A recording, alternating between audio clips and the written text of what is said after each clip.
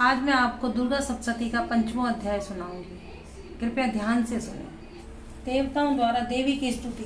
चंडमुंड के मुख से अंबिका के रूप की प्रशंसा सुनकर शुंभ का उनके पास दूत भेजना और दूत का निराश लौटना। ओम। इस चरित्र के रुद्र ऋषि हैं, महासरस्वती देवता हैं, अनुष्टुप्म छंद है, भीमा शक्ति है, भ्रामरी बीज है, सूर्य तत्व है और सामवेद स्वरूप है। महासरस्वती की प्रसन्नता के लिए उत्तर चरित्र के पाठ में इसका विनियोग किया जाता है। जो अपने कर कमलों में घंटा, शूल, हल, शंख, मूसल, चक्र, धनुष और बाण धारण करती है। शरद ऋतु के शोभा संपन्न चंद्रमा के समान जिनकी मनोहर कांति है, जो तीनों लोगों की आधारभूता और शुंभ आदि दैत्यों का नाश करने वाली हैं, तथा गौरी के शरीर से जिनका प्राकट्य हुआ है, उन महासरस्वती देवी का मैं निरंतर भजन करता हूँ। ऋषि कहते हैं, पूर्व काल में शुंभ और निशुंभ नामक असुरों ने अपने बल के घमंड में आकर शचीपति इंद्र के हाथ से तीनों लोगों का राज्य और यज्ञ भाग छीन लिए।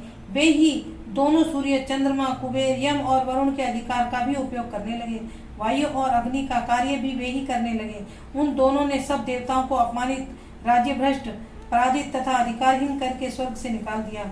उन दोनों महान असुरों से तिरस्कृत देवताओं ने अपराजिता देवी का स्मरण किया और सोचा, जगदम्बा ने हम लोगों को वर दिया था कि आपत्ति काल में स्मरण करने पर मैं तुम्हारी सब आपत्तियों का तत्काल नाश कर दूंगी। यह विचार कर देवता गिरिराज हिमालय पर गए और वहां भगवती विष्णु माया की स्तुति करने लगे। देवता बोले, देवी को नमस्कार है, महादेवी शिवा को सर्वदा नमस्कार है, प्रकृति एवं भद्रा को प्रणाम है। हम लोग नियम पूर्वक जगदम्बा को नमस्कार करते हैं, रौद्रा को नमस्कार है, नित्या, गौरी तथा धात्री को बारंबार नमस्कार है, ज्योत्सनामयी, चंद्र रूपिणी एवं सुख स्वरूपा देवी को सतत प्रणाम है। शरणागतों का कल्याण करने वाली वृद्धि एवं सिद्धि रूपा देवी को हम बारंबार नमस्कार करते हैं। नैरृति, राजाओं की लक्ष्मी, सवारणी स्वरूपा आप जगदम्बा को बार बार नमस्कार है। दुर्गा, दुर्गपारा, सारा, सर्वकारिणी, ख्याति, कृष्णा और धूम्रा देवी को सर्वदा नमस्कार है। अत्यंत सौम्य तथा अत्यंत रौद्र रूपा देवी को हम नमस्कार करते हैं। हमें बारंबार प्रणाम है, उन्हें बारंबार प्रणाम है। जगत की आधारभूता कृति देवी को बारंबार नमस्कार है। जो देवी सब प्राणियों में विष्णु माया के नाम से कही जाती हैं, उनको नमस्कार, उनको नमस्कार, उनको बारंबार नमस्कार है। जो देवी सब प्राणियों में चेतना कहलाती हैं, उनको नमस्कार, उनको नमस्कार, उनको बारंबार नमस्कार है। जो देवी सब प्राणियों में बुद्धि रूप से स्थित हैं, उनको नमस्कार, उनको नमस्कार, उनको बारंबार नमस्कार है। जो देवी सब प्राणियों में निद्रा रूप से स्थित हैं, उनको नमस्कार, उनको नमस्कार, उनको बारंबार नमस्कार है। जो देवी सब प्राणियों में क्षुधा रूप से स्थित हैं, उनको नमस्कार, उनको नमस्कार, उनको बारंबार नमस्कार है।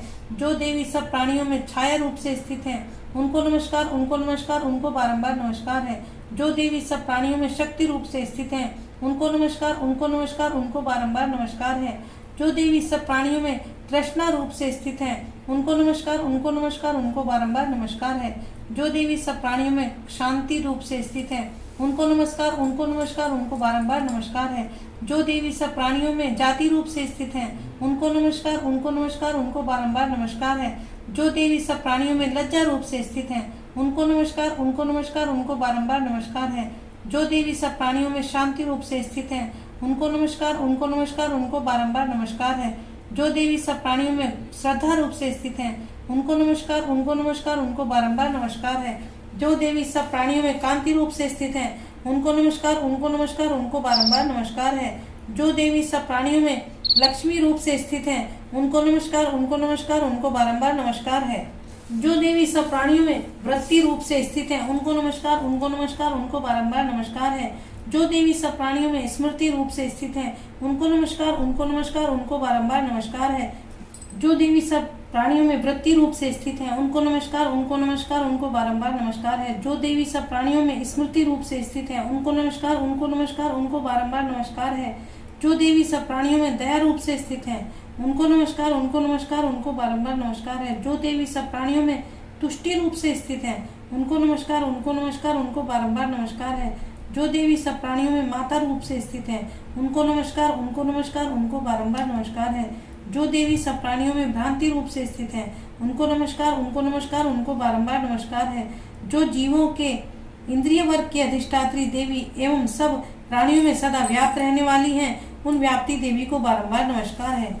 जो देवी चैतन्य रूप से इस संपूर्ण जगत को व्याप्त करके स्थित हैं, उनको नमस्कार, उनको नमस्कार, उनको बारंबार नमस्कार है।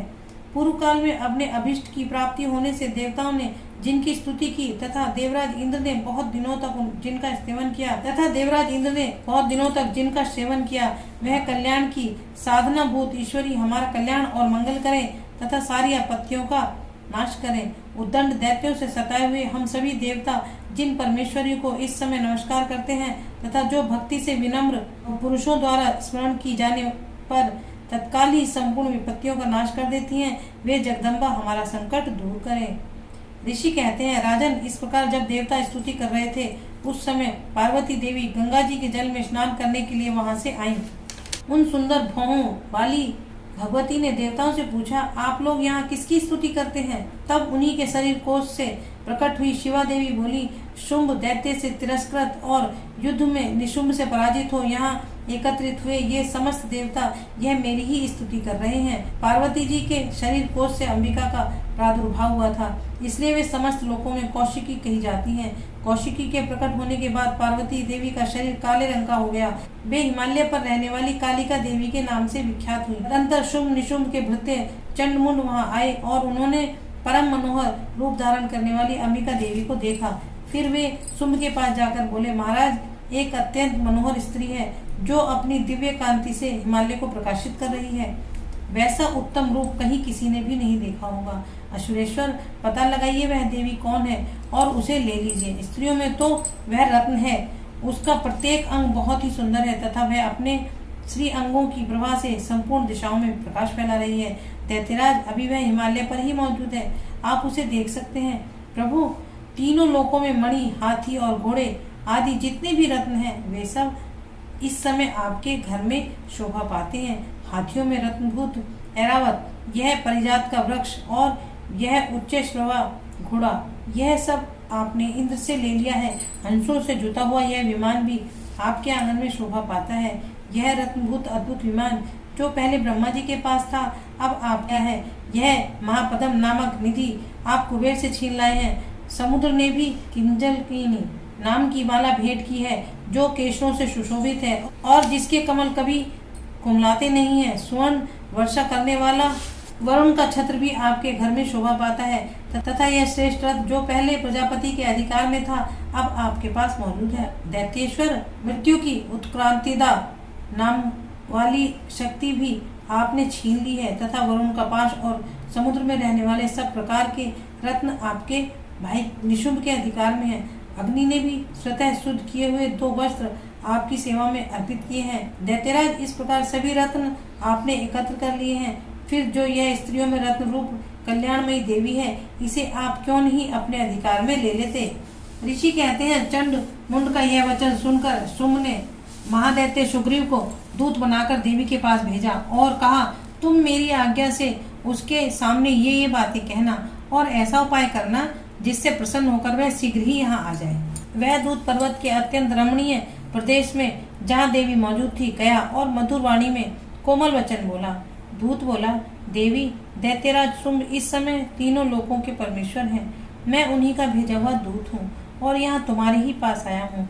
उनकी आज्ञा सदा सब देवता एक स्वर से मानते हैं, कोई उसका उल्लंघन नहीं कर सकता। वे संपूर्ण देवताओं को परास्त कर चुके हैं। उन्होंने तुम्हारे लिए जो संपूर्ण त्रिलोकी मेरे अधिकार में है। देवता भी मेरी आज्ञा के अधीन चलते हैं। संपूर्ण यज्ञों के भागों को मैं पृथक पृथक भोगता हूँ। तीनों लोकों में जितने श्रेष्ठ रत्न हैं, वे सब मेरे अधिकार में हैं। देवराज इंद्र का वाहन ऐरावत, जो हाथियों में रत्न के समान है, मैंने छीन लिया है। क्षीर सागर का मंथन करने से जो अश्वरत्न उच्च श्रवा प्रकट हुआ था, उसे देवताओं ने मेरे पैरों पर पड़कर समर्पित किया है। सुंदरी, उनके सिवा और भी जितने रत्नभूत पदार्थ देवताओं, गंधर्वों और नागों के पास थे, वे सब मेरे ही पास आ गए हैं। देवी, हम लोग तुम्हें संसार की स्त्रियों में रत्न मानते हैं, अतः तुम हमारे पास आ जाओ, क्योंकि रत्नों का उपभोग करने वाले हम ही हैं। चंचल कटाक्षों वाली सुंदरी, तुम मेरी या मेरे भाई महापराक्रमी निशुंभ की सेवा में आ जाओ, क्योंकि तुम रत्न स्वरूपा हो। मेरा वरण करने से तुम्हें तुलना रहित महान ऐश्वर्य की प्राप्ति होगी। अपनी बुद्धि से यह विचार कर तुम मेरी पत्नी बन जाओ। ऋषि कहते हैं, दूत के यूं कहने पर कल्याणमयी भगवती दुर्गा देवी जो इस जगत को धारण करती हैं, मन ही मन गंभीर भाव से मुस्कुराई और इस प्रकार बोली। देवी ने कहा, दूत तुमने सत्य कहा है, इसमें तनिक भी मिथ्या नहीं है। शुंभ तीनों लोकों का स्वामी है और निशुंभ भी उसी के समान पराक्रमी है, किंतु इस विषय में मैंने जो प्रतिज्ञा कर ली है उसे मिथ्या कैसे करूं? मैंने अपनी अल्प बुद्धि के कारण पहले से ही जो प्रतिज्ञा कर रखी है उसे सुनो। जो मुझे संग्राम में जीत लेगा, जो मेरे अभिमान को चूर्ण कर देगा तथा संसार में जो मेरे समान बलवान होगा वही मेरा स्वामी होगा। इसलिए शुंभ तथा महादैत्य निशुंभ स्वयं ही यहाँ पधारे और मुझे जीतकर शीघ्र ही मेरा पाणी ग्रहण कर ले। इसमें विलंब की क्या आवश्यकता है? दूत बोला, देवी तुम घमंड में भरी हो, मेरे सामने ऐसी बातें न करो। तीनों लोकों में ऐसा कौन पुरुष है जो शुंभ निशुंभ के सामने खड़ा हो सके? देवी, अन्य दैत्यों के सामने भी सारे देवता युद्ध में नहीं ठहर सकते, फिर तुम अकेली स्त्री होकर कैसे ठहर सकती हो? जिन शुंभ आदि दैत्यों के सामने इंद्र आदि सब देवता भी युद्ध में खड़े नहीं हुए, उनके सामने तुम स्त्री होकर कैसे जाओगी? इसलिए तुम मेरे ही कहने से शुंभ निशुंभ के पास चली चलो। ऐसा करने से तुम्हारे गौरव की रक्षा होगी, अन्यथा जब वे केस पकड़कर घसीटेंगे तब तुम्हें अपनी प्रतिष्ठा खोकर जाना पड़ेगा। देवी ने कहा, तुम्हारा कहना ठीक है, शुंभ बलवान है और निशुंभ भी बड़े पराक्रमी हैं, किंतु क्या करूं? मैंने पहले बिना सोचे समझे प्रतिज्ञा कर ली। अतः अब तुम जाओ, मैंने तुमसे जो कुछ कहा है वह सब दैत्यराज से आदर पूर्वक कहना, फिर वे जो उचित जान पड़े करें। इस प्रकार श्री मार्कंडेय पुराण में सर्वाणिक मनवंतर की कथा के अंतर्गत देवी महात्म्य में देवी दूत संवाद नामक 5वां अध्याय पूरा हुआ। बोलो सांचे दरबार की जय, बोलो सतिया जोता वाली माता तेरी सदा ही जय। जयकारा शेरा वाले मायदा, बोलो सांचे दरबार की जय।